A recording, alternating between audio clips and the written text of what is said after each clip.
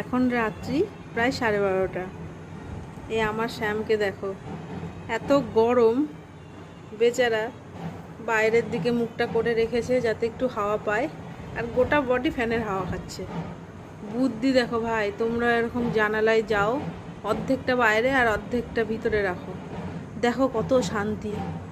আর যাদের বাড়ি এসি আছে জানলা বন্ধ করে ঘুমাও, আমাদের বাড়ি তো আর এসি নেই, কি করা যাবে? তাই আমরা এই বুদ্ধি অ্যাপ্লাই করছি।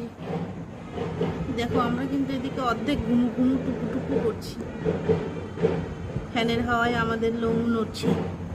এই দেখো, তো দয়া করে যাদের আমার প্রতি একটু মায়া হবে তারা প্লিজ একটা এসি কিনে পাঠাও। বাবা বলে দাও, বাবা পরে ঘুমাও, একটু বলে দাও। তাও যদি কেউ এসি পাঠায় একটা দুটা, তাহলে আমাদের একটু এত কষ্ট করে